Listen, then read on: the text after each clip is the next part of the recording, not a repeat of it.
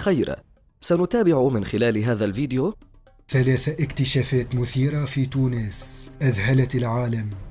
سنستعرض وإياكم أكثر 3 اكتشافات مثيرة ومذهلة وقعت في أرض تونس وأثارت ضجة كبيرة على مستوى العالم، بل منها ما ألغى نظرية علمية عالمية.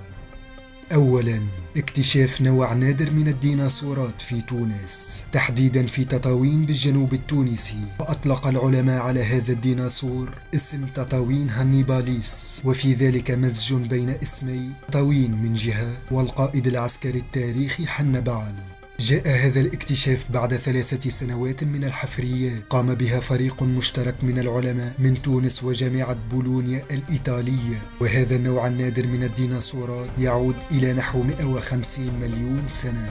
وأثار هذا الاكتشاف ضجة كبيرة على مستوى العالم، وأسال لعاب الباحثين وعلماء الحفريات من مختلف أنحاء العالم، كما تحدثت صحف وقنوات تلفزية عالمية عن هذا الاكتشاف المثير، وبذلك تحول علماء حفريات عديدين إلى الجنوب التونسي لمزيد من البحث والتدقيق. ثانياً، اكتشاف أول إنسان عاش في تونس، وذلك قبل نحو 100,000 سنة، وتحديداً في توزر بالجنوب التونسي. هذا الاكتشاف أثار ضجة استثنائية على مستوى العالم، في شراكة بين المعهد الوطني التونسي للتراث وعلماء من جامعة إكسفورد البريطانية. تم العثور على آثار أقدام أول إنسان عاش على أرض تونس، والمسمى الهومو سابينز. وهذا الاكتشاف أثبت أن شط الجريد كان في السابق أول مكان عاش فيه الإنسان بأراضي تونس، حيث كان يحتوي على بحيرات لمياه عذبة وملاذ للإنسان العاقل حينها.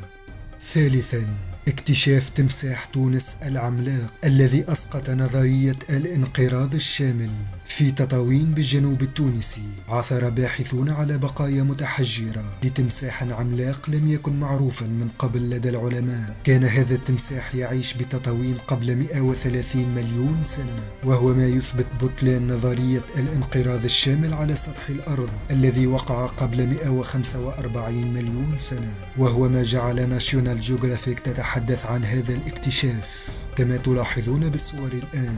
وهذا التمساح أطلق عليه اسم ماكينوسوروس ريكس. هو تمساح عملاق يعيش في المياه المالحة، ويبلغ طوله حوالي 10 أمتار ووزنه حوالي 3 أطنان، وجمجمته فقط طولها 1.5 متر كما تلاحظون بالصور. حجم جمجمة هذا التمساح الكبيرة جدا.